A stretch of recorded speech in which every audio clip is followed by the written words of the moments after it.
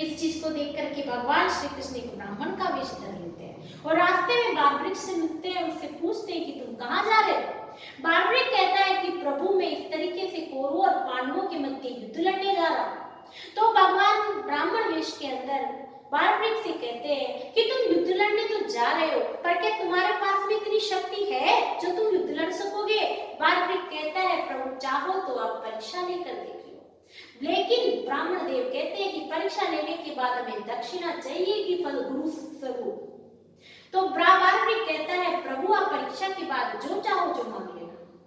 ब्राह्मण देव ब्राह्मण वेश के अंदर श्री कृष्ण ब्राह्मण देव बालवृक्ष की परीक्षा लेते हैं। उससे कहते हैं कृष्ण भगवान के सामने ब्राह्मण देव के सामने एक बड़ा ही पीपल का वृक्ष था, बड़का वृक्ष था। आप जानते हैं पीपल के बड़े बड़े पत्ते होते हैं, तो उस वृक्ष के अंदर असंख्य लाखों पत्ते होते हैं एक वृक्ष के ऊपर। तो उसी समय बालवृक्ष से ब्राह्मण देव कहते हैं कि तुम सिर्फ एक तीर चलाओगे अपने कर्कश में तरकश में से, और ऐसा तीर चलाना कि वह तीर इस पीपल के वृक्ष के हर पत्ते के ऊपर छेद कर दे। एक तीर, ऐसा तीर चलाना। यदि तुम ऐसा करने में सक्षम हुए तो तुम्हारी शक्ति का मुझे अंदाजा हो जाएगा।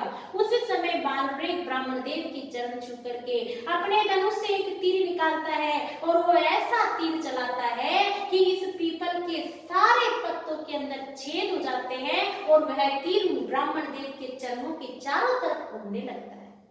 जैसे ही ब्राह्मण देव के चरणों के चारों तरफ घूमने लगता है दोस्तों, तो ब्राह्मण देव चकित हो जाते हैं और बालवृक्ष से पूछते हैं कि तीर मेरे पैरों के चक्कर क्यों काट रहा है। तब बालवृक्ष कहता है प्रभु इस पेड़ के दो पत्ते आपके दोनों पैरों के नीचे रखे हैं, यदि आपने अपने पैर नहीं हटाए तो मेरा तीर आपके पैरों को चीरता हुआ उन पत्तों में छेद कर देगा। यानी छुपे हुए पत्तों को भी, अदृश्य पत्तों को भी उस तीर ने देख लिया था छेद करने के लिए।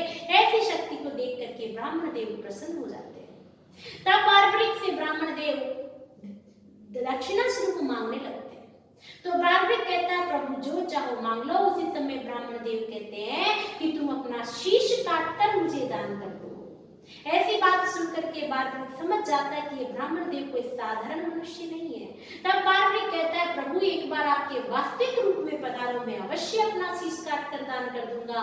तभी ब्राह्मण देव अपने चतुर्भुजी आकाश श्री कृष्ण के अवतार में पधारते हैं और बालवृक्ष कहता है प्रभु आपको शीश में अवश्य दान कर दूंगा, लेकिन मेरी एक अंतिम इच्छा है। श्री कृष्ण बोलते हैं बोलो। बोले मैं इसे कौरवों और पांडवों के मध्य होने वाले युद्ध को देखना चाहता हूँ।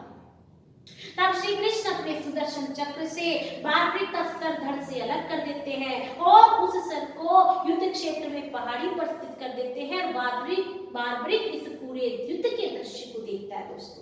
जब इस युद्ध के दृश्य को देखता है तो देखने के बाद में जब पूरा युद्ध खत्म हो जाता है, तब पांडव जब युद्ध जीत जाते हैं तो सभी पांडव आपस में चर्चा करते हैं कि इस युद्ध को जीतने का श्रेय किसको जाता है। कोई कहता है अर्जुन को जाता है, कोई कहता है भीम को जाता है। सभी पांडव श्री कृष्ण के पास पहुंच जाते हैं, उनसे पूछते हैं कि प्रभु ये युद्ध जीतने का श्रेय किसको जाता है। तब श्री कृष्ण कहते हैं कि बालवृक्ष ने इस युद्ध को एक टक नजर से बैठकर देखा है, हम उससे चलकर पूछते हैं। जब सभी बालवृक्ष के पास जाते हैं तो बालवृक्ष कहता है कि प्रभु मैं सत्य बोलूं तो ये युद्ध सिर्फ और सिर्फ श्री कृष्ण की वजह से आप लोग जीत पाए हैं, क्योंकि यदि बालवृक्ष युद्ध लड़ने के लिए आता तो वो कौरवों की तरफ से युद्ध लड़ता तो शायद पांडव कभी युद्ध नहीं जीत पाते।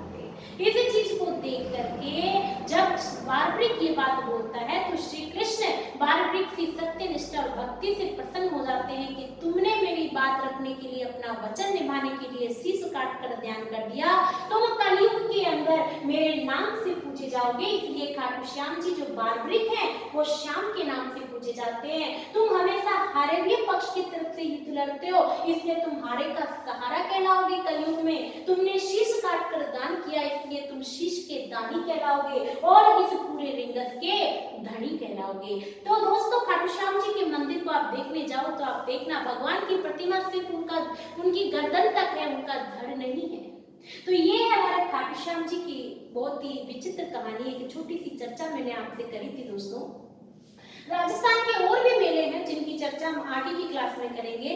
तब तक आप लोग सुरक्षित रहें, ध्यान रहे। और यदि मेरा वीडियो आपको पसंद आता है तो मेरी आपसे रिक्वेस्ट है दोस्तों, इसे ज्यादा से ज्यादा शेयर करें अपने FB पर भी और यूट्यूब चैनल पर लाइक करें, मेरे चैनल को सब्सक्राइब करें दोस्तों। मैं वादा करती हूँ कि मैं कला संस्कृति और इतिहास के और रीजनिंग के बहुत अच्छे टॉपिक्स की वीडियो आप तक पहुंचाने का प्रयास करूंगी। कोरोना के इस दौर में दोस्तों हमें पढ़ाई तो करनी पड़ेगी, हमें जुटना तो पड़ेगा, क्योंकि दोस्तों कहते हैं ना, मुश्किल इस दुनिया में कुछ भी नहीं है। जाने के लोग अपने इरादे तोड़ देते हैं, चाहत तो अगर सच्चे दिल से कुछ पाने की तो सितारे भी अपनी जगह छोड़ देते हैं। थैंक यू दोस्तों।